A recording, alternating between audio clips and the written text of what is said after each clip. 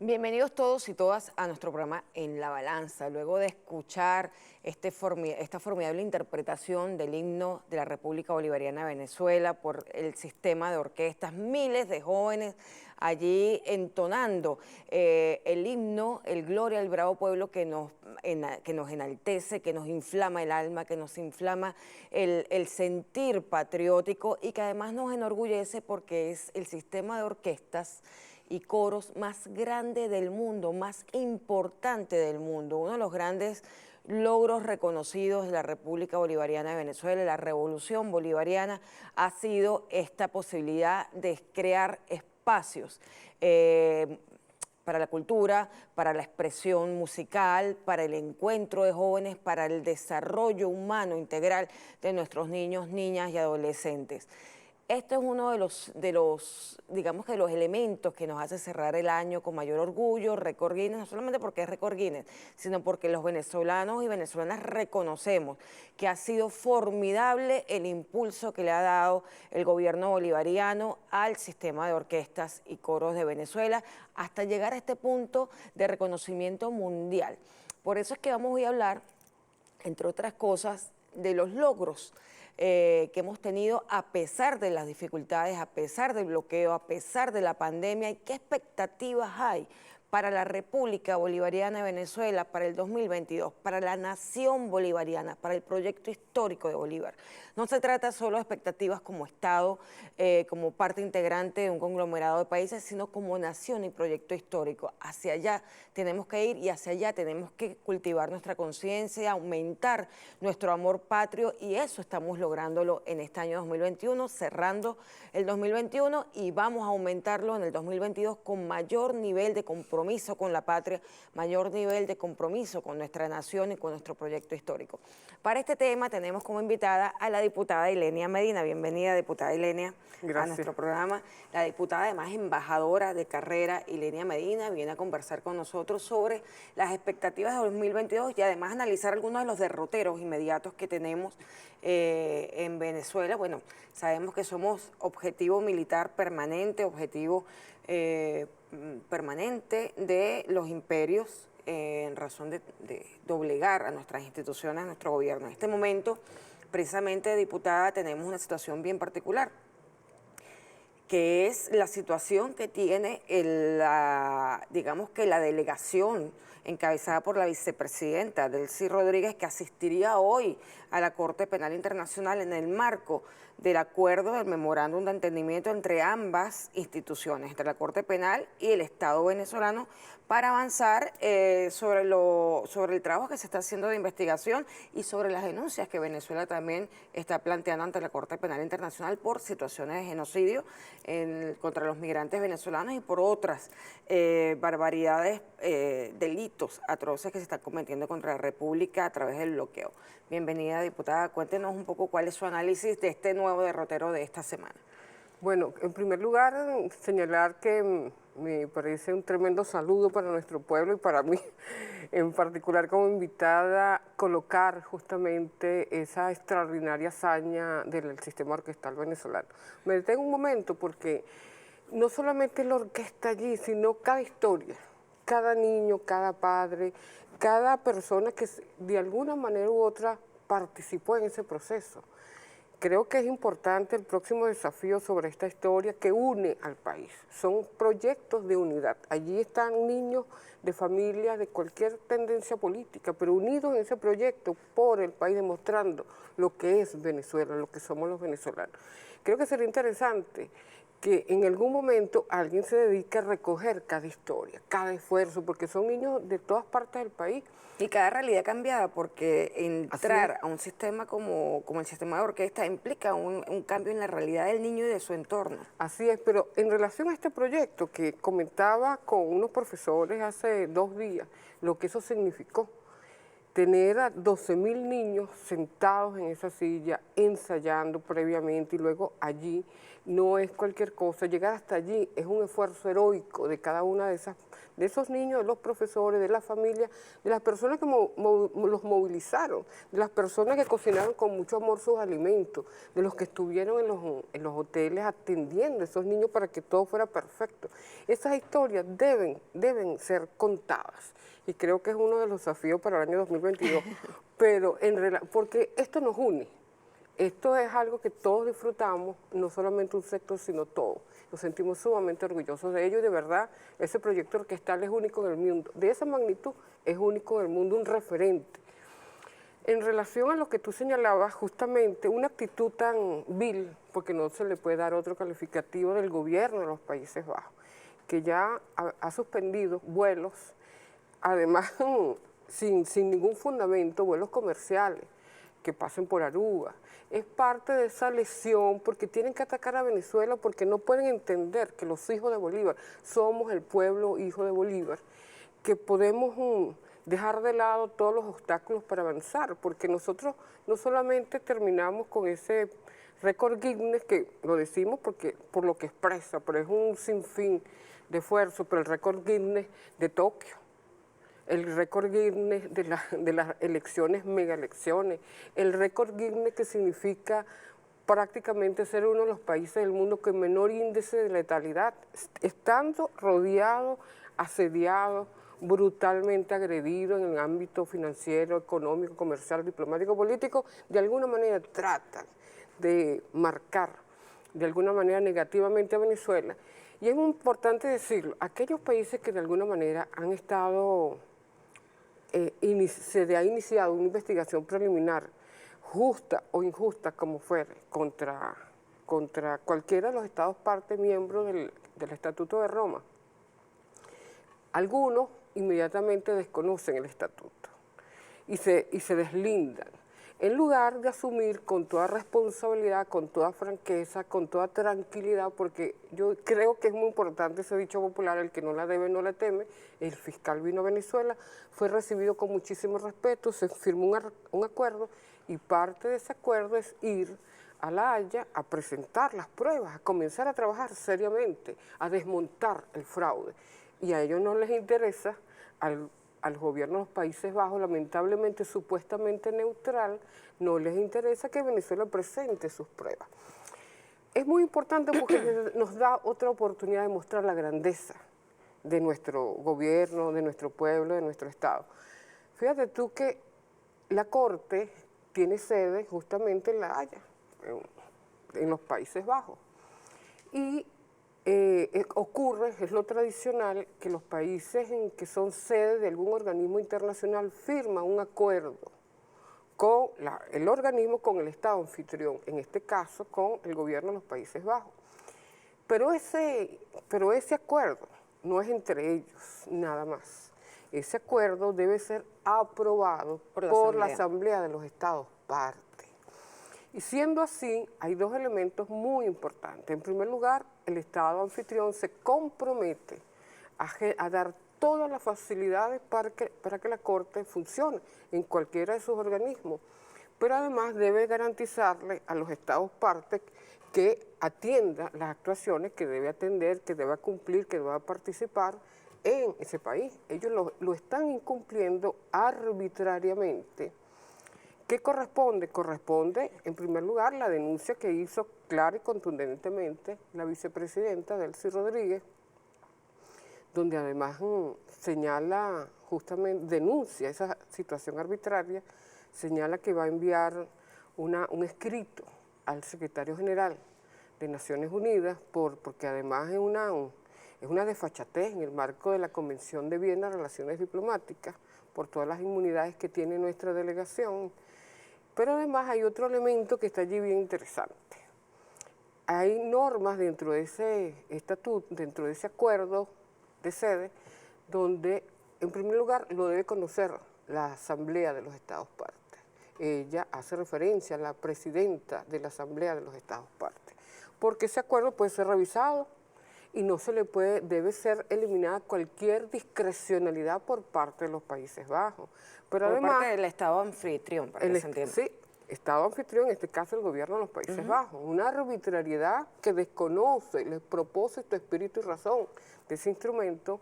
Pero además hay otro elemento. Si el fiscal debe moverse a otro país para poder sentarse con la delegación de Venezuela, que tiene toda la disposición para sentarse con él, eso es el máximo de la arbitrariedad por parte de los Países Bajos. Por lo tanto, la Corte puede actuar en contra de los Países Bajos. Venezuela también puede actuar contra el gobierno de los Países Bajos por tomar esa decisión, y tendrá que haber un debate. En mi opinión, dentro de la experiencia que tenemos, es necesario que los Estados partes conozcan de esa situación y revisen ese estatuto o ese acuerdo, porque están actuando al margen del mismo, están impidiendo tanto que el Estado parte, Venezuela, como el fiscal puedan actuar. No puede ser que tenga que moverse a otra jurisdicción para que puedan efectuarse y dar cumplimiento a lo establecido en el memorando. Eso es sumamente grave. Yo creo que en la misma línea del análisis que tú haces, también sería importante a lo mejor enviar una comunicación a la Comisión de Derecho Internacional para que analice esas dificultades que presenta el acuerdo sede. Eso es bien interesante, sí, que la delegación de Venezuela lo proponga como un elemento a ser discutido por la propia comisión, porque no puede continuar que Estados Unidos, miembro, por ejemplo, del Consejo de Seguridad, miembro permanente, que tiene la tarea, el compromiso de atender, cuidar, proteger la paz internacional, y se dedica a todo lo contrario, que el gobierno de los Países Bajos actúe de esta manera tan arbitraria, faltando al deber fundamentalísimo de la Corte, que es iniciar los procesos de un lado y de otro para establecer la justicia, el debido proceso. Las medidas coercitivas unilaterales, eso es muy grave, están desconociendo completamente la Carta de Naciones Unidas. Deben haber situaciones como esa, no solamente de Venezuela, todos los países que han venido siendo afectados por actitudes como esta. Yo creo que la República Bolivariana de Venezuela crece en los momentos en que se le presentan este tipo de dificultades, porque tenemos ahora elementos para evidenciar nuevas agresiones o nuevas modalidades de perturbación. Bueno, ese es un expediente que habría que abrirle al propio gobierno de los Países Bajos, un expediente contra ellos. Así es, porque hay una historia además anterior de agresiones contra Venezuela. Pero eso es importante porque dentro de las expectativas que tenemos para el 2022 es que a cada dificultad que se nos presenta, se nos impone, porque no son dificultades que nacen de la nada, se nos impone, nos crean una dificultad, nosotros nos levantamos ante esa dificultad y tenemos un éxito, y generamos una victoria. Generamos referentes de acción. Entonces yo creo que el lado bueno de estos impases es que podemos evidenciar ante el mundo la situación de agresión permanente contra un proyecto histórico como es el venezolano. No es solamente un gobierno, es una historia de 200 años lucha, sí. que efectivamente, como tú dices, es un referente para las naciones del mundo y eso debe hacernos sentir orgullosos. Nosotros, diputadas, nos vamos a un corte y continuamos analizando este tema de las expectativas que tenemos para el 2022. Nos vamos a un corte y seguimos con la diputada Ilenia Medina.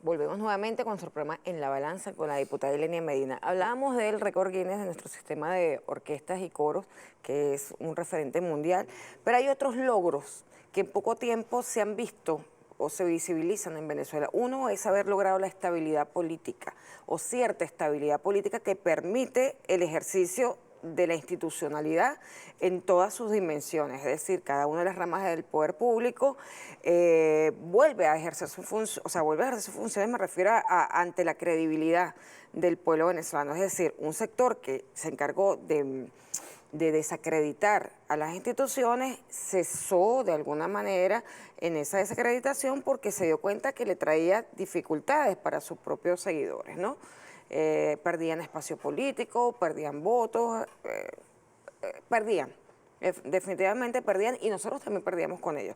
Estamos en un momento en el que hay un reconocimiento de la institucionalidad venezolana, no solamente a nivel internacional, digamos que con la última aprobación de las credenciales de la Asamblea General de Naciones Unidas, de la República Bolivariana de Venezuela como parte allí, de la disminución de países que están agrediendo a Venezuela a nivel internacional. Eso también es un éxito de la institucionalidad, del trabajo que se hace con nuestra diplomacia de paz, del trabajo interno y del trabajo externo. También digamos que el aumento de la conciencia de los venezolanos de cómo fueron manipulados para migrar de forma inducida y han vuelto la mayoría en el vuelta a la patria y otros por sus propias vías han retornado también los capitales de muchos que han sacado sus capitales de Venezuela porque hay un nivel de conciencia que ha crecido exponencialmente en estos últimos 2 años sobre la necesidad de amar la patria, defender la patria. O sea, nos hemos dado cuenta realmente, diputada, de la necesidad de retomar el proyecto histórico, de reconocernos como bolivarianos y de seguir construyendo patria para mejorar la economía, para mejorar la vida de cada uno. De hecho, la sonrisa vuelve nuevamente a los venezolanos, la Navidad se expresa, digamos que con todo su esplendor en este año, a pesar de la pandemia, a pesar de que otros países a donde emigraron lamentablemente nuestros connacionales no están viviendo las bondades de este renacer económico, de este renacer en conciencia, de esta posibilidad de en colectivo construir la patria e ir resolviendo los grandes problemas que nos ha impuesto el bloqueo criminal de Estados Unidos. No, sí, mira, el récord Guinness, y ya habíamos hablado de otros récord Guinness en relación al esfuerzo colectivo, es una realidad.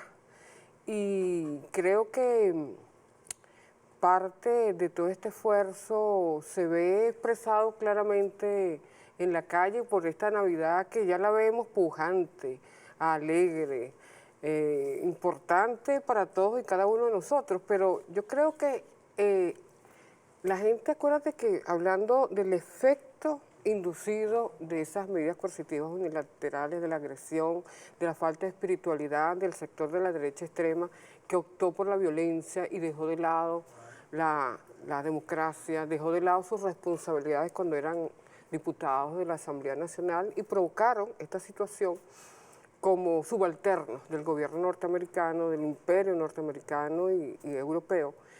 Creo que se dieron cuenta, un poco recogiendo tu planteamiento, que efectivamente es así, se dieron cuenta que la patria existe, que la patria es una realidad. Este 17, dentro de unos días, se cumple 191 años de la partida física de nuestro padre libertador. ¿Y qué decía él en ese momento tan difícil? La unidad. Entregaba su vida por la unidad. La unidad o la anarquía nos devorará. Y lo que ha venido sucediendo ante el sector mayoritario de nuestro pueblo, que en las situaciones más adversas se colocó al frente incluso de las instituciones para mantener al país en pie. Estamos hablando de los trabajadores, de todas las instancias del país, trabajadores de empresas públicas, privadas, de los medios de comunicación, de los maestros, de los médicos, todos se mantuvieron al frente del país para preservar la paz, para preservar la república, para preservar su identidad. Eso es extraordinario. Y también puedo decir que inclusive en nuestra opinión como Patria para Todos podemos decir que este pueblo dio lecciones porque se colocó y comenzó a producir. Algo que nosotros señalamos como una cosa extraordinaria es que en cada calle prácticamente del país, de cada pueblo, hay lugares de venta de fruta y verdura, es decir, nos bloquearon para colapsar el país, para, como lo dijo uno de los funcionarios norteamericanos, tenemos que quebrarlo, que fallezcan, que sufran, que mueran de hambre. Y el pueblo se colocó delante de las instituciones. Entonces, ahorita hay un reencuentro de los que estamos acá, con las instituciones, con el presidente, con la Asamblea Nacional, que es muy importante, que ese hecho se logró por esa inteligencia, por esa sabiduría de nuestro pueblo. Y la gente volvió, está volviendo como tú dices. ¿Te acuerdas que hace unos años decíamos, te duele acá en el corazón porque sentíamos que ni siquiera tráfico había en Caracas, como una señal de esa ausencia? Bueno, volvió el tráfico. No es que nos guste el tráfico, pero es una señal de la vibración y que está vibrando el país, que está vibrando la ciudad, las ciudades, las grandes ciudades. Ahora, ese crecimiento económico que también lo sentimos, ¿cómo hacer que también lo sienta el pueblo que se mantuvo en pie en esta lucha? Sobre todo en las regiones, ¿no? Que ha sido tan golpeado por todo ese bloqueo. Exactamente. Entonces, parte de este esfuerzo de las mega elecciones está orientado a eso. El discurso del presidente a nosotros nos apasiona, porque nos identificamos completamente con él. Cuando él dice, refundemos la gestión pública, que los gobernadores con los alcaldes le den respuesta inmediata a la gente. Nosotros hablamos como partido de la propuesta de los consejos locales de planificación pública, que es el nuevo gobierno. Eso está en la Constitución, artículo 166, las leyes orgánicas del Poder Popular. La gente no solamente debe tomar decisiones, ser parte de esas decisiones, aceptarlas, aprobarlas, pero ser parte en esa construcción, cómo distribuimos ese presupuesto.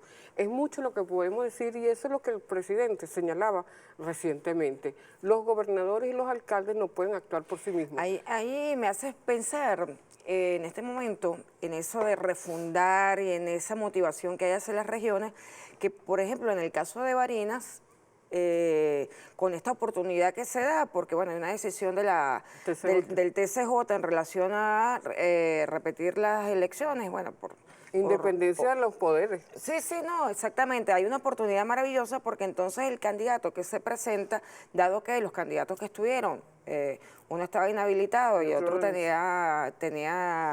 decidió renunciar, pues la oportunidad de tener al ex canciller Jorge Arriaza, recientemente ministro de Industria, hablando de retomar con cercanía al pueblo barinés la producción, también es parte de esa refundación. Es decir, a veces nuestros cuadros políticos, nuestros dirigentes, tienen que revisarse, revitalizarse, reformarse, incluso a veces como en este caso de forma honorable hizo nuestro hermano Argenis Chávez, que bueno, decir, bueno, para garantizar el proceso electoral con condiciones de igualdad entre los participantes, yo me pongo a un lado y dejo al nuevo candidato. En este caso se decide Jorge Arreaza. Yo quisiera pedirle al director, que a mí me emociona mucho el nombramiento de Jorge Arreaza como candidato, como gobernador de Barinas, candidato a la gobernación de Barinas. Por favor, director, pónganos el video del candidato Jorge Arreaza cuando fue nombrado para llevar este derrotero de Barinas al 9 de enero.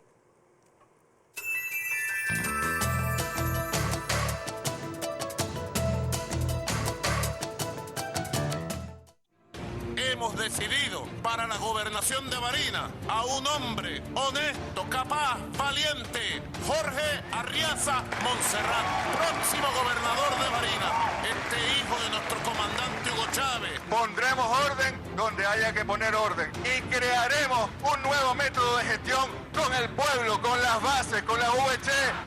Esta es una segunda batalla de Santa Inés. Los traímos hasta aquí y los vamos a dejar comiendo polvo barinés. ¡Que viva la patria!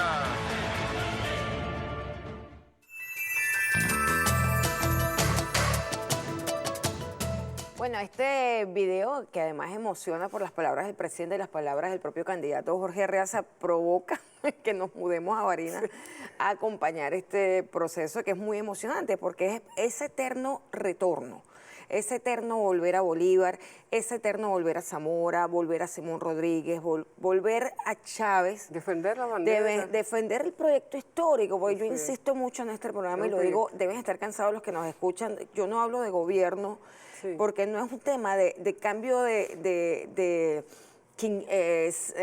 sexenio. Estamos hablando de un proyecto histórico, que venga quien venga, debe seguir ese proyecto histórico porque no somos una maquinaria, unas instituciones sin vida, sin espíritu, somos unas instituciones con el espíritu de Bolívar, con una historia, con un impulso, con una razón de ser y existir, que no todo Estado la tiene, porque tú puedes conseguir la independencia, pero no la emancipación. Nosotros conseguimos la independencia y la emancipación en un proyecto, además, antiimperialista, que es el proyecto de Bolívar.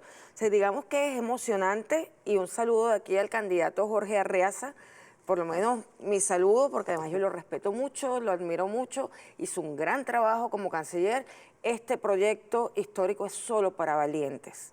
Esta defensa de la patria es solo para valientes. Estos derroteros son solo para valientes y eso han demostrado nuestras autoridades, ustedes como diputados, los propios partidos, porque se suman a la unidad, no solamente en la alianza en las megaelecciones, sino este nuevo derrotero ordenado por el Tribunal Supremo de Justicia, que es bueno repetir las elecciones, es algo muy normal dentro de todo proceso electoral, pero que toca en este caso en Barinas, que es el corazón del llano, que es el corazón también sentimental de lo que es el proyecto del comandante Hugo Chávez. O sea, Barinas tiene un significado para todos y todas muy importante. Háblanos un poco de eso, de cómo el PPT, en este caso, que tú eres diputada de la Nación, de los estados en su conjunto, pero eres, digamos, de la directiva de Patria para Todos y presentaste también la candidatura de Jorge Arreaza en Barinas.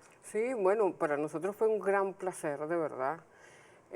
Postulamos a todos los candidatos de la Alianza del Gran Pueblo Patriótico en su momento, como Junta COT, con toda la vigencia de ese mandato que tenemos, lo repetimos en este momento con Jorge Arreaza, a quien conocemos, sabemos de su integridad, de su pasión, de su compromiso. Yo creo que todo se resume en la palabra patria y patriota.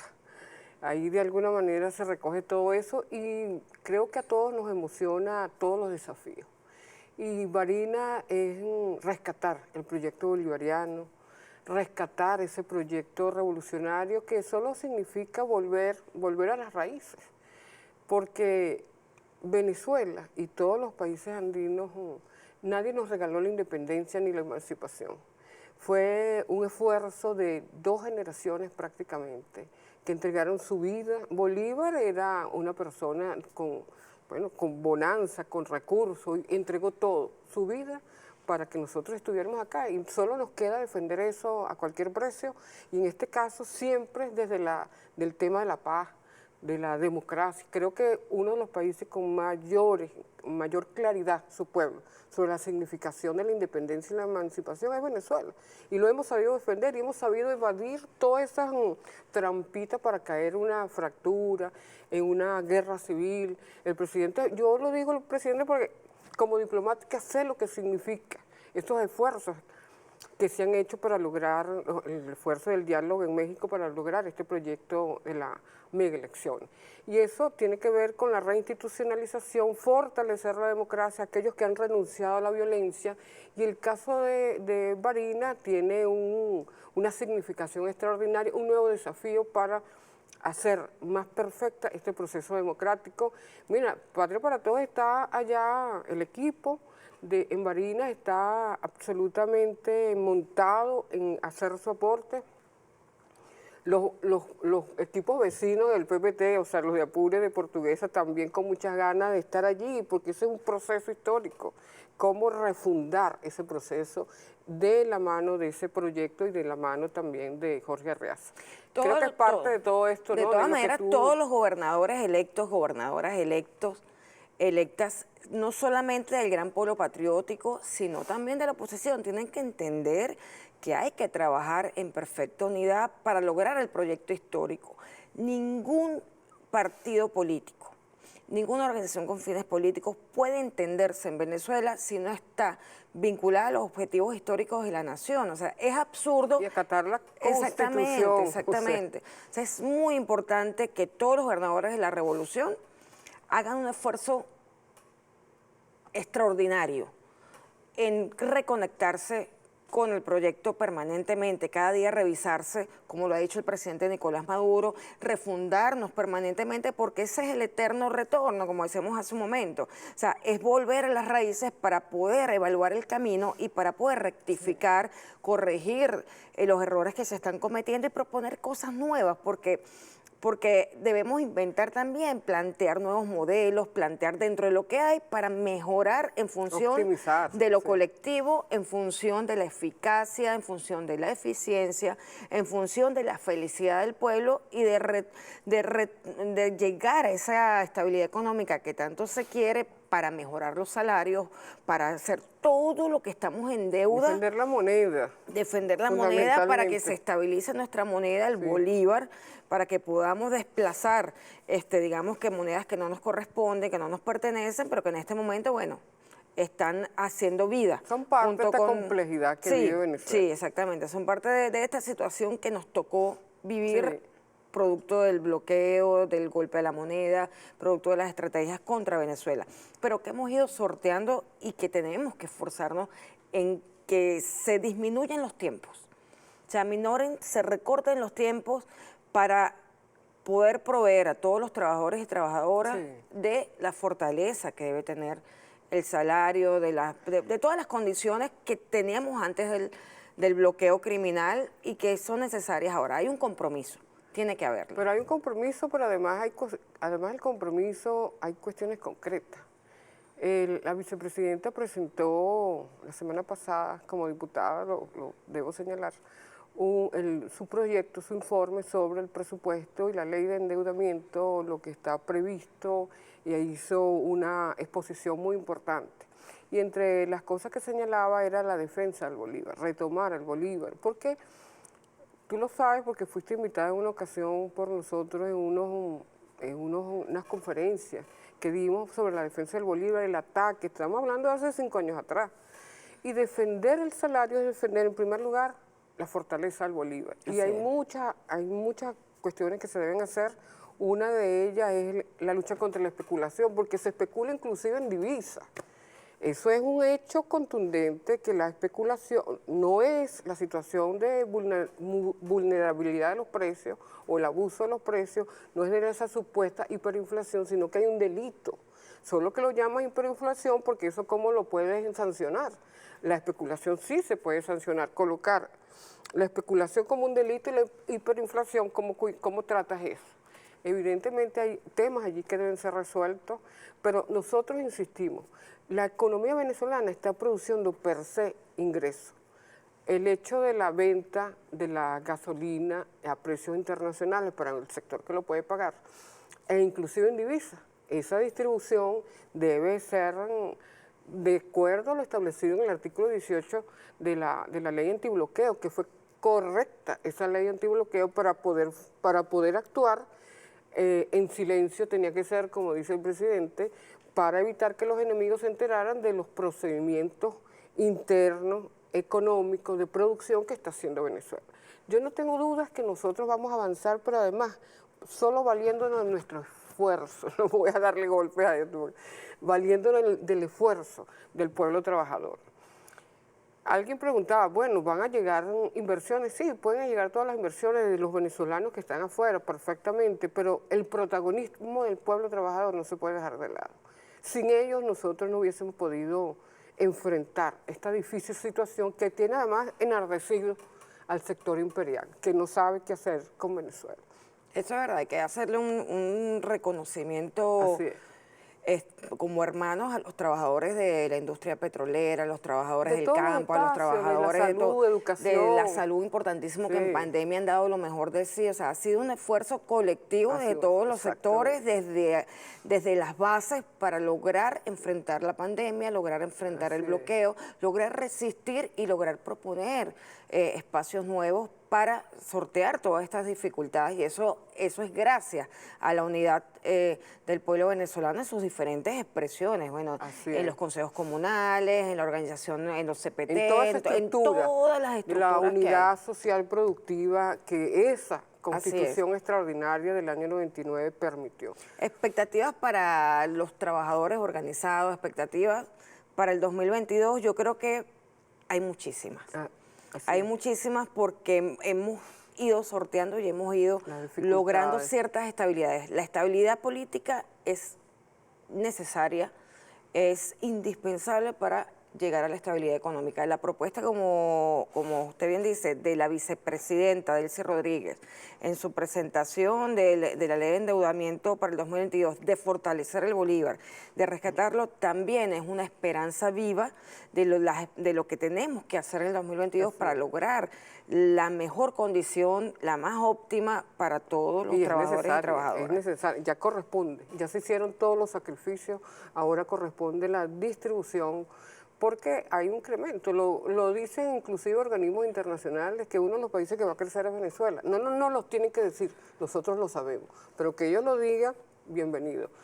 Es así, es impresionante que en medio de la pandemia, diputada, en medio de la agresión permanente contra Venezuela en todos los aspectos, desde lo económico, lo diplomático, con bandas paramilitares, todo lo que nos han ido haciendo durante, sobre todo en estos últimos 6 años más o menos, 6, 7 años, de 2014 para acá ha sido muy 2015, grave.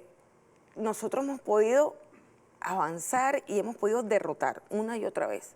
Cada una. Nos derrotamos con victorias. Así es, de la mejor manera. Y con un aprendizaje y un crecimiento, todos, espiritual, crecimiento espiritual, crecimiento en material, organización, sí. en reconocimiento, los que pensamos diferente. Ahora, digamos que hay mayor paz para reencontrarnos, para volver a saludarnos, para volver a estar en familia. O sea, digamos que se ha hecho un gran esfuerzo por derrotar incluso los mensajes de odio, que era parte del problema para el crecimiento de nuestra nación. Pero hay mucho que hacer, porque las expectativas que tenemos implican también obligaciones. Derecho, ejercicio del derecho, pero también cumplir con las obligaciones que todos tenemos. No solamente son las instituciones, sino todos, cada uno de Exactamente. nosotros. Derechos, obligaciones. Defender los derechos es cumplir con nuestras propias obligaciones. Eso es parte de ese Estado social de derecho y de justicia, donde el listado de derechos son altísimos, son muy importantes, y las obligaciones, que son muy concretas, deben atender. Sí, creo que este pueblo demostró que sabe asumir sus obligaciones. Así es. Nosotros cuando hablamos de expectativas no estamos hablando de algo esotérico. Concreto. Estamos hablando de cosas concretas, de números, de resultados concretos que ha presentado el presidente Nicolás Maduro, que ha presentado la vicepresidenta Delcy Rodríguez, que ha presentado la Asamblea Nacional, y resultados que se han dado en lo cotidiano, en lo que uno observa, o sea, de pasar de a lo mejor un desabastecimiento programado, como nos hicieron sufrir durante un tiempo, pues ahora la realidad es otra. Es diferente, ¿no? Es diferente, o sea, ahora encuentras que es parte de las evidencias que tenemos para decirle, vieron que era un desabastecimiento controlado, que era inducido el desabastecimiento de azúcar, el desabastecimiento de café, el desabastecimiento de harina de maíz. Fíjense cuando quienes controlan estos mecanismos de asfixia deciden apostar incluso por sus propios intereses, porque están apostando por sus intereses económicos, y deciden, bueno, vamos a dejar esta carrera contra el propio pueblo y vamos a abrir un espacio para el comercio. Tú ves entonces ahora cualquier cantidad de espacios nuevos. Se dieron cuenta que se estaban afectando, igual que las empresas transnacionales norteamericanas. Ellas ya se están viendo afectadas porque ellos hicieron un cálculo en una semana, en 3 días, en 3 meses, salimos de Venezuela, salimos del régimen, y que es del pueblo venezolano, y se dieron cuenta que no es así.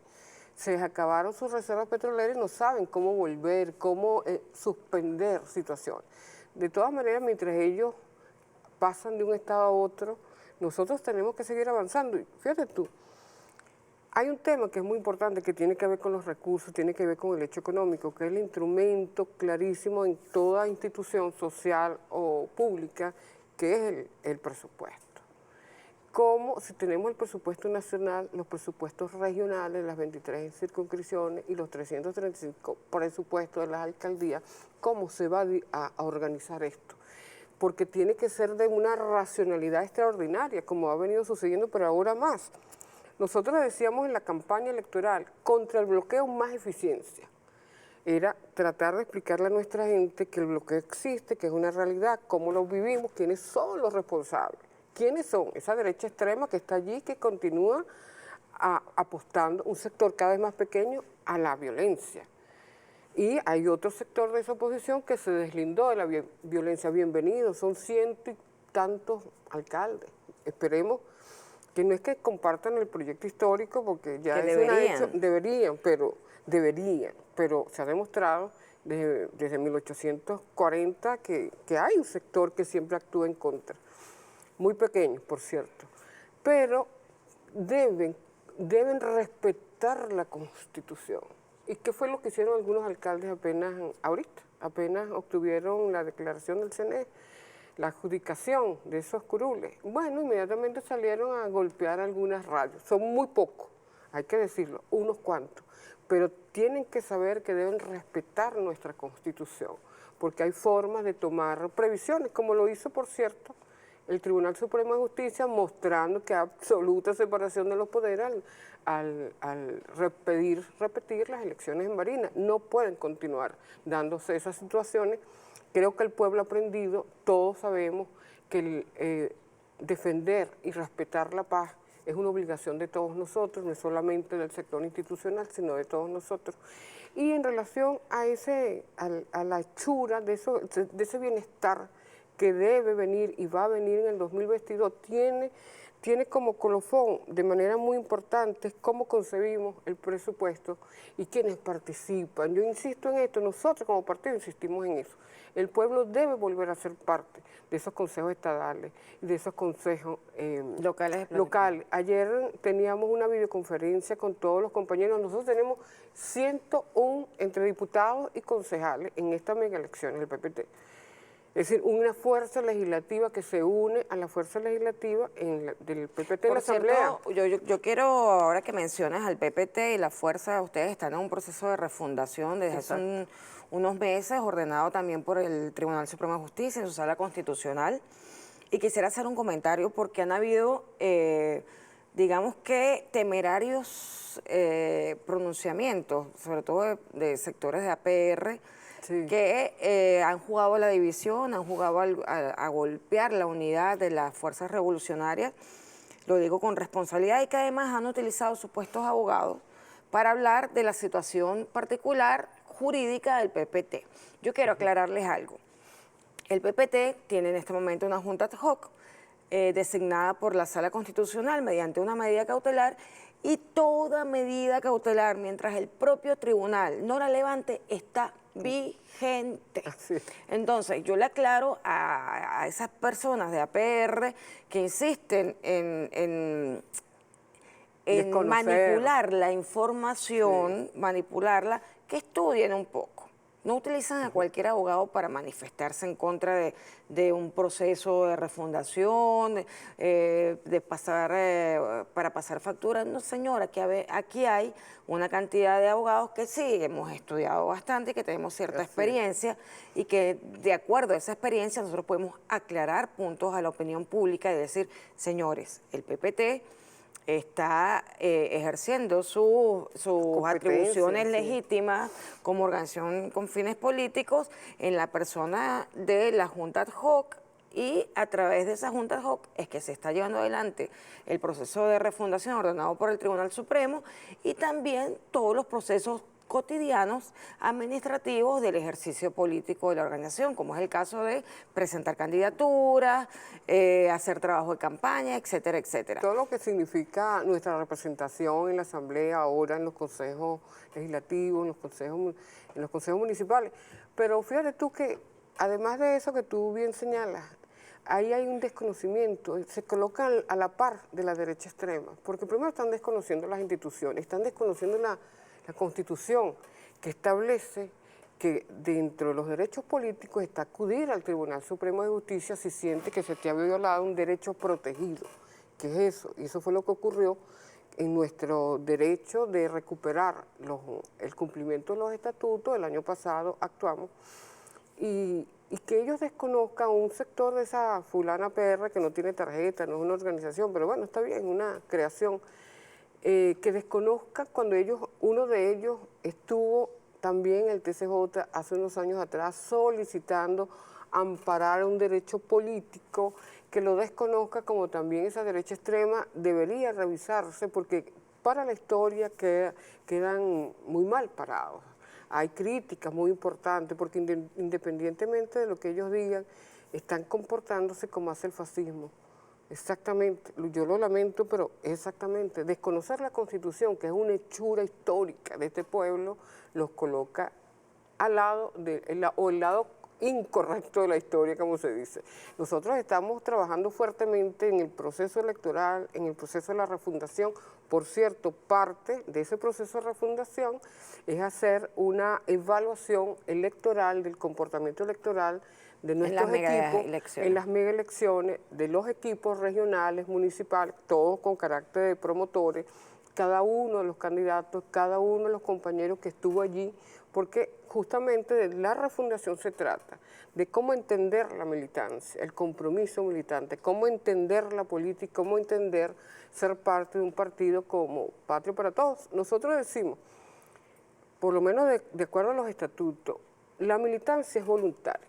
Tú decides, tocas la puerta, yo quiero ser parte de Patria para Todos.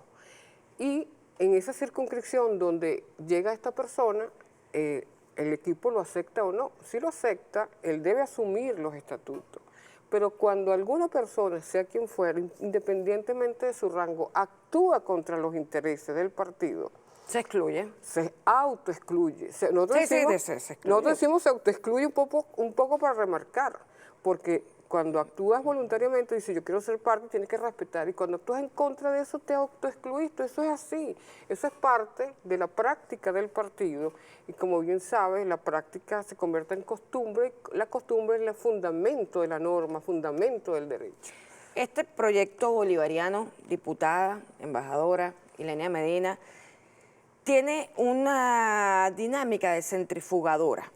Es decir, el proyecto de Bolívar, que tiene más de 200 años, poco más de 200 años, estamos hablando de una centrifugadora que los traidores terminan saliendo y terminan fuera, termina depurándose el proceso. El proyecto histórico y obviamente la revolución que trajo nuevamente el proyecto histórico al imaginario colectivo como un elemento fundamental. ¿Por qué actúa como centrifugadora?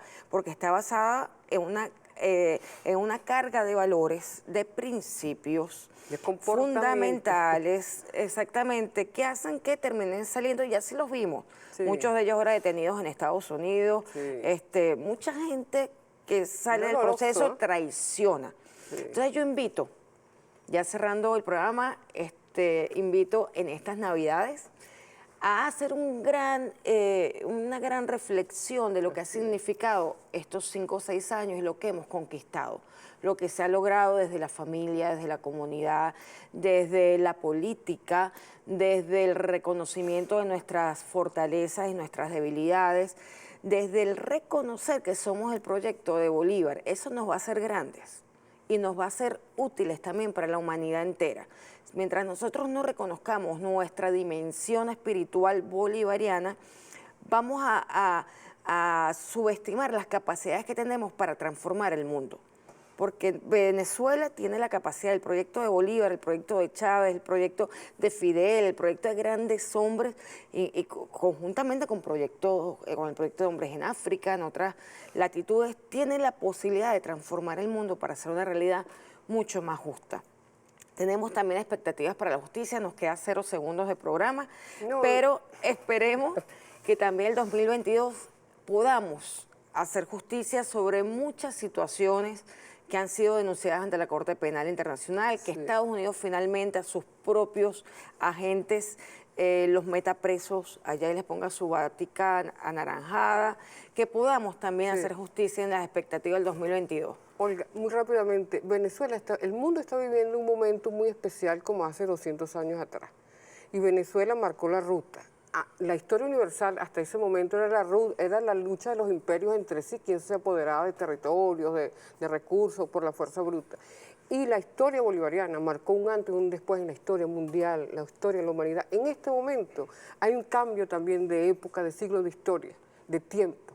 El COVID-19 exige cambio y nosotros estamos dando una lucha extraordinaria en todos los ámbitos y los estamos derrotando paso a paso, con alegría, con la fuerza de los trabajadores, con la cualidad espiritual que tiene nuestro pueblo. No tenemos duda que eso va a ser así. No perdamos la capacidad de soñar, no perdamos nuestra juventud, la capacidad de construir con valentía un mundo diferente. Feliz Navidad, feliz año a toda la familia venezolana. Gracias, Ilenia, por acompañarnos. Feliz Navidad y feliz año a todo el equipo de producción. A César, a todos, a cada uno.